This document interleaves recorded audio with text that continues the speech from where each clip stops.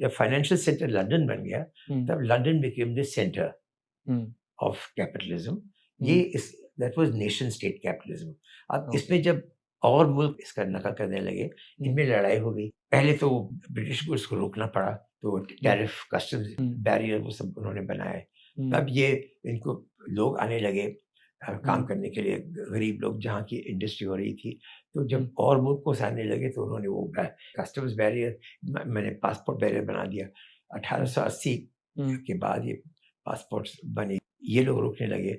इससे अच्छा, ये पासपोर्ट अब 1880 के तब बाद शुरू हुआ। पहला तो अमेरिका ने किया हुँ, चीनियों के खिलाफ, हुँ, फिर यूरोप में इसके बाद ये फैल गया। हुँ, तो अब इस थर्ड स्टेज में नेशन स्टेट्स जो थे ये एक दूसरे से लड़ने लगे, और इसका कल्मिनेशन हुआ फर्स्ट फर्स्ट वर्ल्ड वॉर में। हुँ, और इसकी second culmination because of Hitler and Nazism हुँ, हुआ first world war did not finish the conflict between Britain and Germany for supremacy in the nation state era. हुँ, हुँ, वो लड़ाई खत्म एक तरह से खत्म ही नहीं हुई। हुँ, और वो सेकेंड वर्ल्ड वॉर के बाद जर्मनी जब की टोटल तबाही हो गई, उसको हुँ, बांट दिया गया, तब खत्म हुआ। और हुँ, तब 30 साल नेशन स्टेट पीरियड में हुँ, बहुत ही प्रगति हुई यूरोप में और अमेरिका में। हुँ, उसके बाद इनके वेजेस इतने बढ़ गए अब।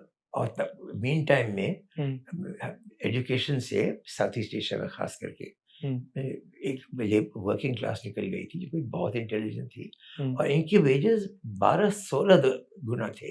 अच्छा। सिंगापुर, मलेशिया, हुँ, इंडोनेशिया, थाईलैंड, इनसे। तो ये इनकी कंपनीज हुँ, अपना पूरा ऑपरेशंस साउथ ईस्ट एशिया में ले गए, और वहाँ से फिर लौटा के भेज रहे थे सामान।